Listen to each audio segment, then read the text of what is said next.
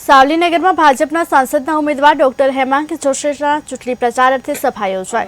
सावलीना धारासभ्य केतन इनामदार, सांसद रंजनबेन भट्ट, पालिका और जिल्लाना संगठनना विविध होद्देदारो हाजर रह्या।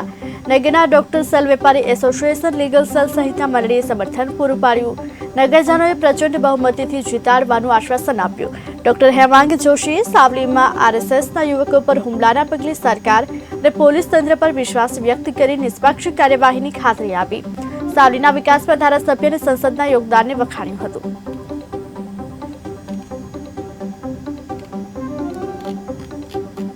અંદર આજે મારો ચોથો પ્રચારનો તબક્કો છે। સાવલી નગરની અંદર પણ અમે લોકસંપર્ક ફેરણીનું પણ આયોજન થયું, સભાનું પણ આયોજન થયું અને વિવિધ સામાજિક કાર્યક્રમોમાં હાજરી આપવાનું પણ થયું।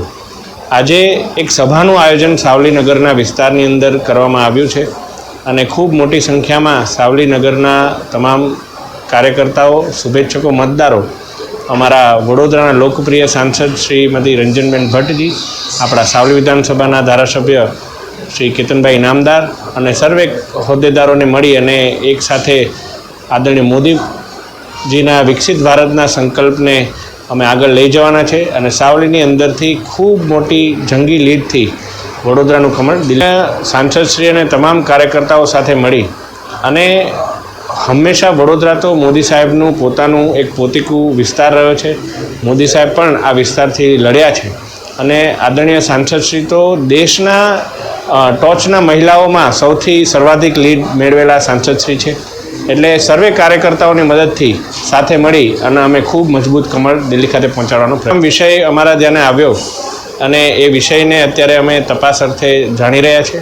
જે કંઈ પણ યોગ્ય કાર્યવાહી હશે, અમને સરકાર અને તંત્ર ઉપર વિશ્વાસ છે। એ તમામ અંદર માનનીય મુખ્યમંત્રીશ્રી હોય કે વડાપ્રધાનશ્રી હોય, હર હંમેશ સાવલી નગરની ચિંતા કરી છે। સાવલીની અંદર જેટલા પણ ઔદ્યોગિક એકમો આવ્યા છે, વડોદરાના સૌથી સારામાં સારા ઔદ્યોગિક એકમો સાવલીની અંદર આવ્યા છે।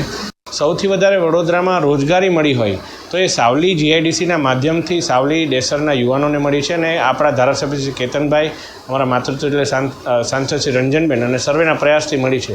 જે કોઈ પણ આગળના પણ જે કોઈ પાયાના જે પ્રશ્નો હશે એને આપ સૌના માધ્યમથી, મતદારોના માધ્યમથી સાથે મળીને ઉકેલવાનું